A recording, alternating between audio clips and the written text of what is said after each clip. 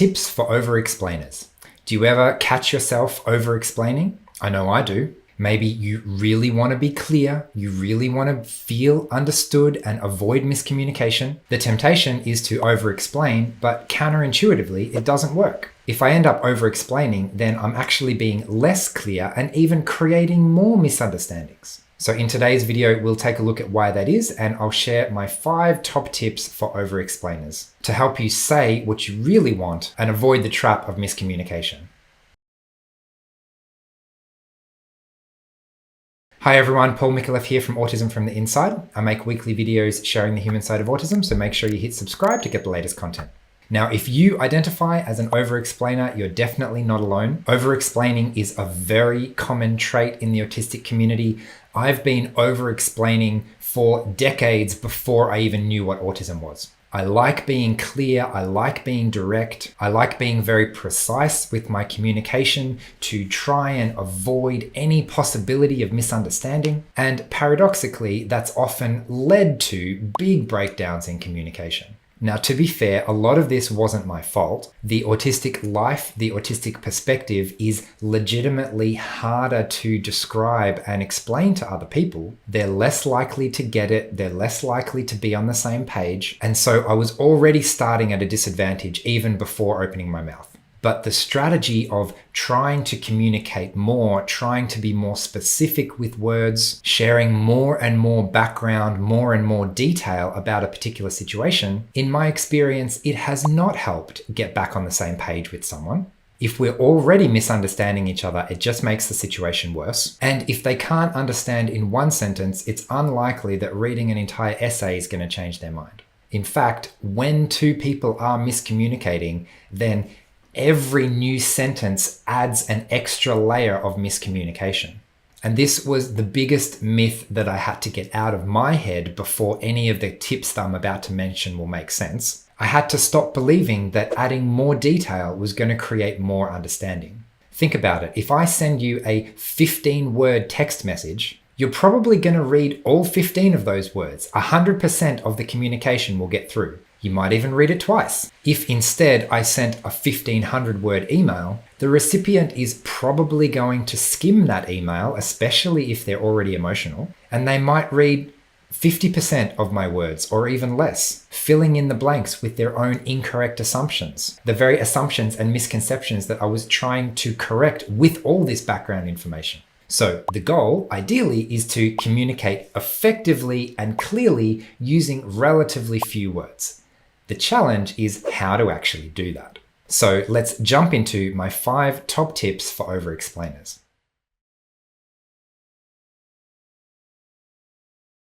Number 1 is to think top-down, not bottom-up. A top-down approach asks questions like, what's the most important thing that I want the other person to know? And starts with that. Whereas a bottom-up approach says, I'm not even sure what I want to tell the other person. I'm just going to write everything I can possibly think of, and then I'll take away the non-important ones later.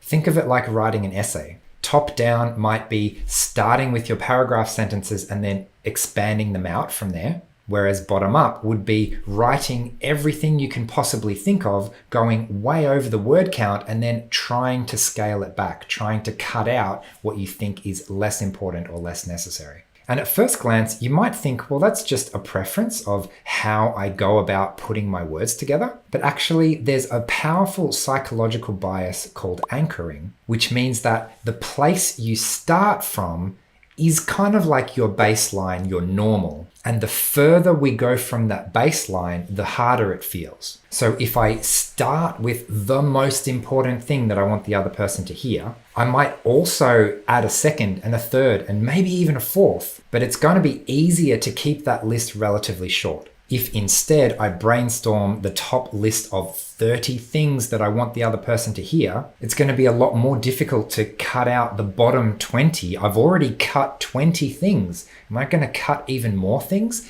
Every new thing I cut is even more difficult. So you could think of it like a top-down approach leans towards having less on the list and is more likely to leave off something, whereas a bottom-up approach has too many things on the list and is more likely to include things that don't really have as high importance as others. Now, from a practical point of view, you might be a bottom-up thinker. You might need to get out all of your ideas first before you get down to the actually most important ones. And if that's the case, you can always build that into your process. I personally find that writing a pretend letter that I know I'm never going to send can be extremely helpful. It gives me the freedom to say absolutely everything that I want to say without holding anything back. And then once I've got all that off my chest, once I'm sure about what I want to say, I can start from scratch with a top-down approach and ask myself,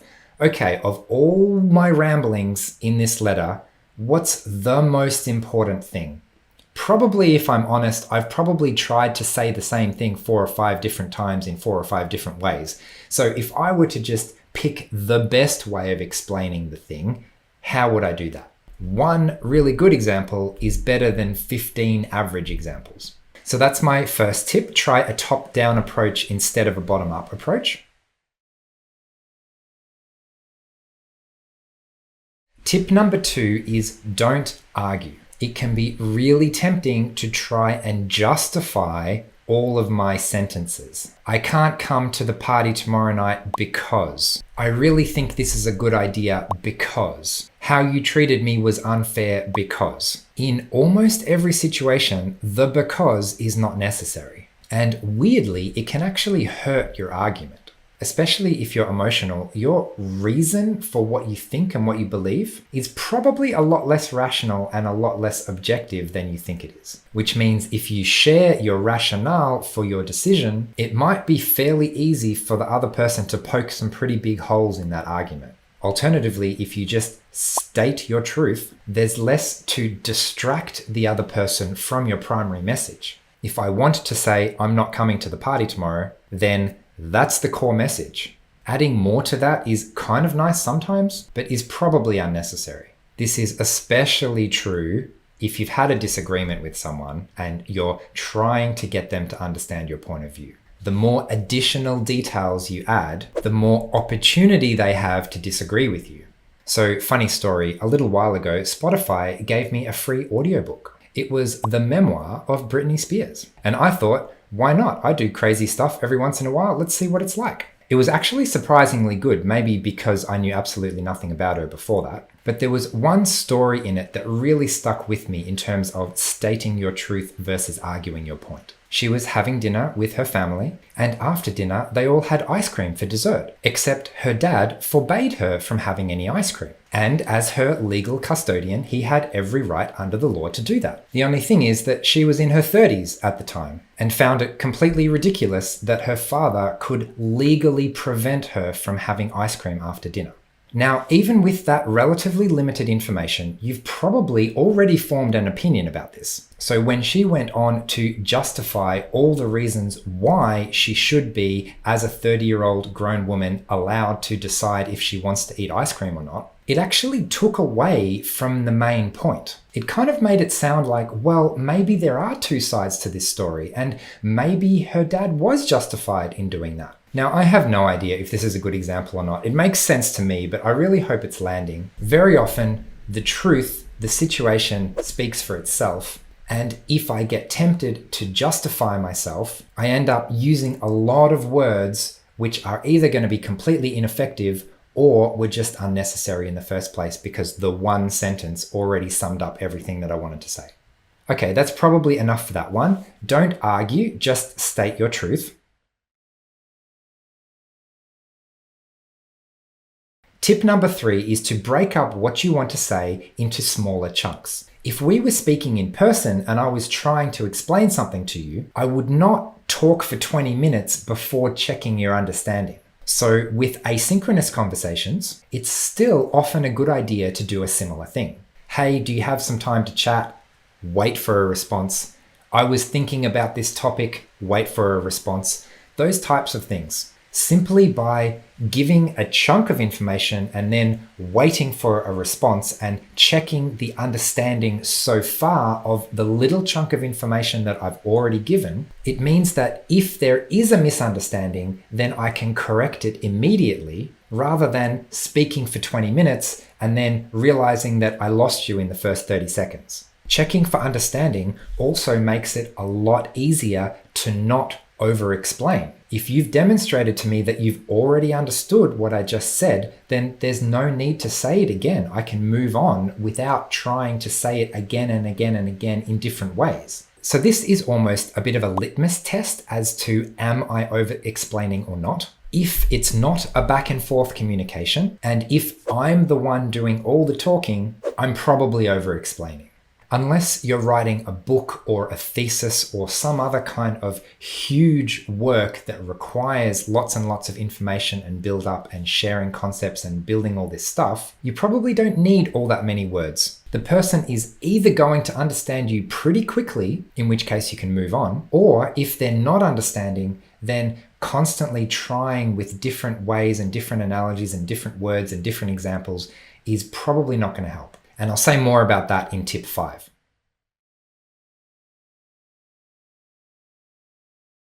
Number 4 is to leverage a shared understanding. This builds on the chunking idea where I'm going to give you a little bit of information, create a little bit of shared understanding, and then based on that shared understanding, you're more likely to understand the next bit. So a shared understanding could be built in one conversation, but in practice, shared understandings are built through relationships over time.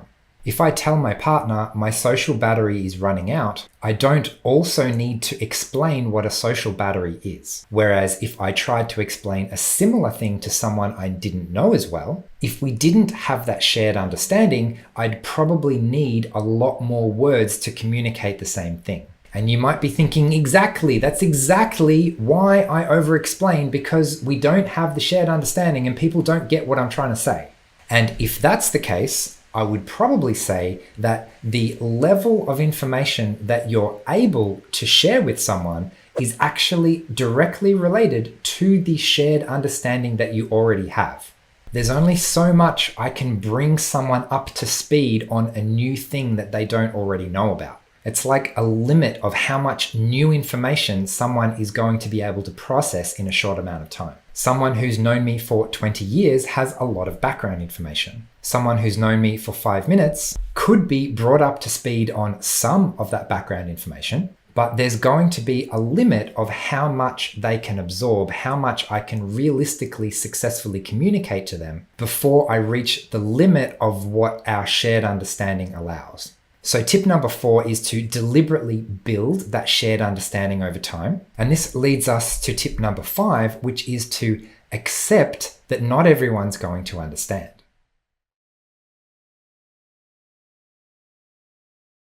It's a complete myth that I could, in theory, communicate anything to anyone. As we saw with tip 4, communication is based on that shared understanding. If I want to communicate complex things, I first need to build up the scaffolding of that shared understanding, which means that with any given person in any given situation, there's going to be a limit of how much they can understand, and beyond that limit, trying to explain more is just not going to work.